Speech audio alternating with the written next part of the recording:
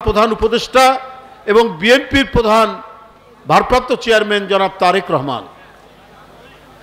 তারেক রহমানের এই বৈঠক কেন জানি মনে হয়েছে অনেকের মনে জ্বালা ধরিয়েছে। সারাদিন রোজা রেখে কি করে এপ্রিল মাসের মধ্যে নির্বাচন হওয়া সম্ভব? এটা তো সম্ভব নয়। সামনে আরো অনেক কাজ আছে, নির্বাচন আছে, অনেক কিছু আছে। আর আমাদের দেশের বিরুদ্ধে তো সব সময় আপনার ষড়যন্ত্র চক্রান্ত চলছে। আমরা কেউ এই চক্রান্তের বাইরে নই, সব সময়ের জন্য রয়েছে। আমরা অন্তর্বর্তীকালীন সরকার, ছাত্র জনতার আন্দোলন এবং বিএনপির 15-16 বছরের এক রক্তক্ষয়ী আন্দোলনের মধ্যে দিয়ে অন্তর্বর্তীকালীন সরকার এবং অত্যন্ত সম্মানিত ব্যক্তি ডক্টর ইউনূস সাহেব এই অন্তর্বর্তীকালীন সরকারের প্রধান হয়েছেন। আজকে মনে হয়েছে যে লন্ডনে ডক্টর মোহাম্মদ ইউনূস তত্ত্বাবধায়কের প্রধান উপদেষ্টা এবং বিএনপির প্রধান ভারপ্রাপ্ত চেয়ারম্যান জনাব তারেক রহমানের এই বৈঠক কেন জানি মনে হয়েছে অনেকের মনে জ্বালা ধরিয়েছে। অনেকেই এটা মেনে নিতে পারছেন না। কেন এই জ্বালা ভাই? আপনাদের উদ্দেশ্য কি? আমরা বলেছি এপ্রিলে নির্বাচন হলে, আচ্ছা বলুন তো ভাই, আপনারা রমজান মাসে কি নির্বাচনী প্রচারণা করা যায়? তারপর ফেব্রুয়ারি এবং মার্চের প্রায় গোটাটাই রমজান থাকবে, আর থাকবে হচ্ছে ঈদের আয়োজন। তাহলে আপনি এপ্রিলের মানে কি বলে যে 1 তারিখ থেকে 15 তারিখের মধ্যে আপনি কখন প্রচারণা চালাবেন, কখন আইনি প্রক্রিয়া হবে, কখন নমিনেশন পেপার জমা দেবে, কখন প্রচার চালাবে, কিভাবে প্রচার চালাবে? সারাদিন রোজা রেখে কি করে এপ্রিল মাসের মধ্যে নির্বাচন হওয়া সম্ভব? এটা তো সম্ভব নয়।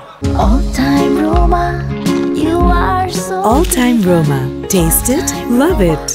আমাদের এমন একটি সময়, যে সময়ের মধ্যে অন্য কোনো আপনার ধর্মীয় কোনো অনুষ্ঠান, ধর্মীয় কোনো পরব, রোজা, ঈদ থাকবে না। সেই সময়টাই তো উপযুক্ত সময় হওয়া উচিত। তাহলে যদি লন্ডনে বৈঠকে যদি এইটা হয় যে আমরা ফেব্রুয়ারির প্রথম সপ্তাহের বা প্রথম সপ্তাহের মধ্যে, দ্বিতীয় সপ্তাহের মধ্যে নির্বাচনটা হবে, তো এর মধ্যে তো কোনো রমজান নাই, কোরবানি ঈদ নাই, অন্যান্য ঈদ নাই, রোজা নাই, কিছু নাই, বড় কোনো অনুষ্ঠান নেই, পয়লা বৈশাখ নেই, আবহাওয়া ভালো থাকে, শুকনো মৌসুম, হালকা শীত থাকে।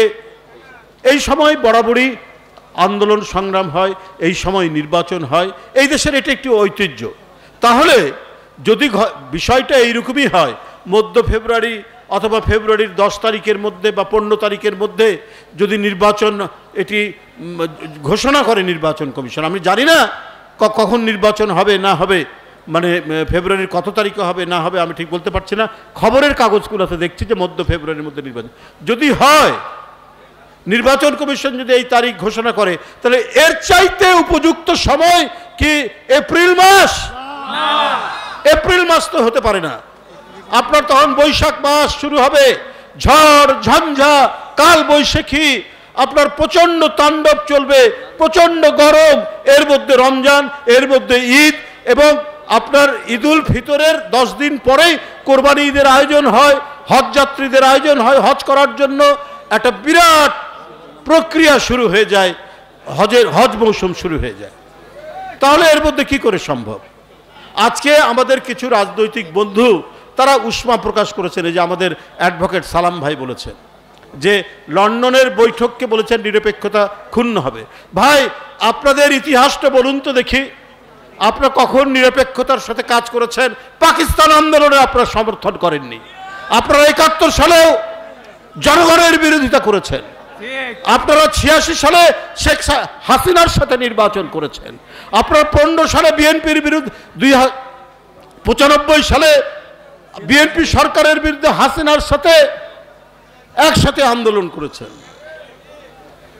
আপনারা এইবার 5ই আগস্টের পরে বললেন যে আওয়ামী লীগকে মাফ করে দেব, ভারতের সাথে সম্পর্কে বৃদ্ধি করব। তাহলে আপনাদের রাজনীতিটা কিসের রাজনীতি? রাজনীতি মানেই হচ্ছে জনগণের কাছে ওয়াদা, জনগণের কাছে অঙ্গীকার, যেটি দেশনেত্রী বেগম খালেদা জিয়া, যেটি তারেক রহমান বারবার বলেছে।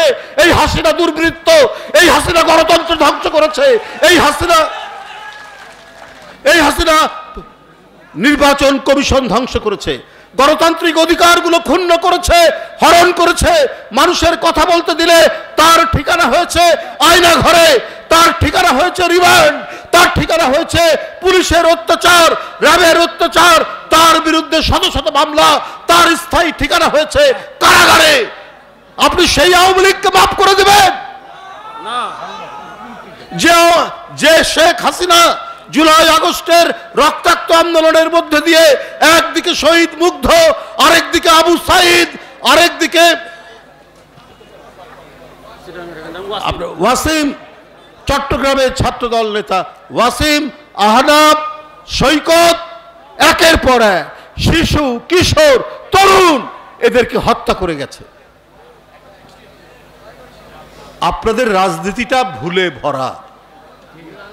এই ভুলে ভরা রাজনীতি আপনারা শুরু থেকে করে এসছেন। আর বিএনপি সবসময় ইতিবাচক রাজনীতি করেছে। আমরা আমাদের দেশের স্বাধীনতার প্রশ্নে, আমরা সার্বভৌমত্বের প্রশ্নে, আমাদের ভূখণ্ড রক্ষার ক্ষেত্রে দেশনেত্রী বেগম খালেদা জিয়া আজকে যদি আপোষ করতেন, তাকে 5-6 বছর জেলে থাকতে হতো না। তার উপরে যে নিপীড়ন, নির্যাতন এতখানি হতো না যদি তিনি আপোষকামী হতেন। তিনি জনগণকে ছেড়ে কখনো যাননি। শেখ হাসিনা গেছেন।